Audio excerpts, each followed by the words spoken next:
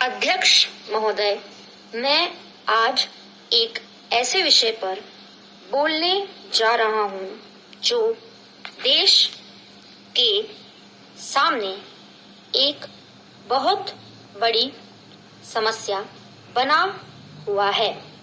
आजकल कृषि पर बहस हो रही है। मैं कल से सुन रहा हूँ, कई लोगों ने तो सरकार की बड़ी प्रशंसा की है कि वह बहुत ही अच्छा काम कर रही है। मैं मंत्री महोदय से एक प्रश्न करना चाहता हूँ। मार्च में मंत्री महोदय ने एक प्रश्न के उत्तर में कहा था कि 2 वर्ष में हमारा देश आत्मनिर्भर हो जाएगा।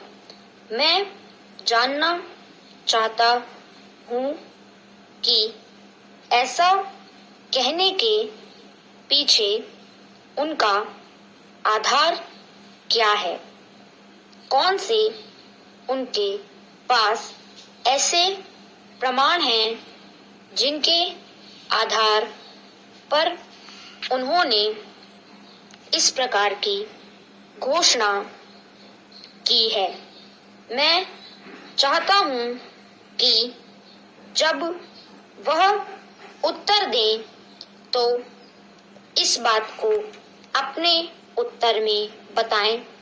आप जानते हैं कि इस देश में 80% लोग खेती करते हैं और उसके बाद भी आज हमारे देश का सम्मान दूसरे देशों में कितना है।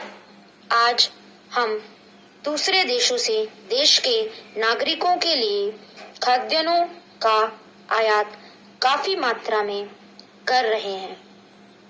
खाद्यान्न की स्थिति बिल्कुल संतोषजनक नहीं है।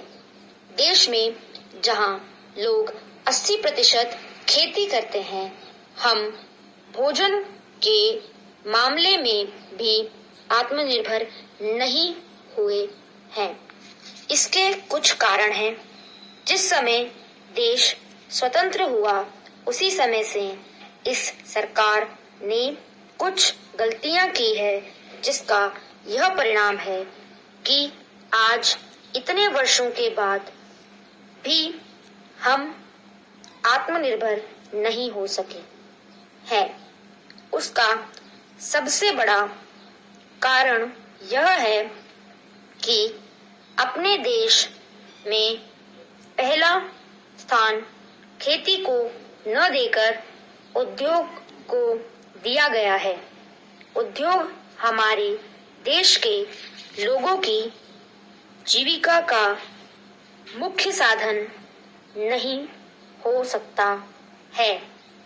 भोजन की समस्या के हल के लिए किन किन चीजों की आवश्यकता है, उसकी तरफ हमें ध्यान देना चाहिए। सबसे पहले पानी की आवश्यकता है। मैं समझता हूँ कि देश में सिंचाई पर काफी जोर दिया जाना चाहिए और सिंचाई तथा खाद्य मंत्री एक होना चाहिए। यह मेरी मांग है। पानी के बाद खेती के लिए खाद भी आवश्यक है। खाद का स्थान दूसरा हो सकता है।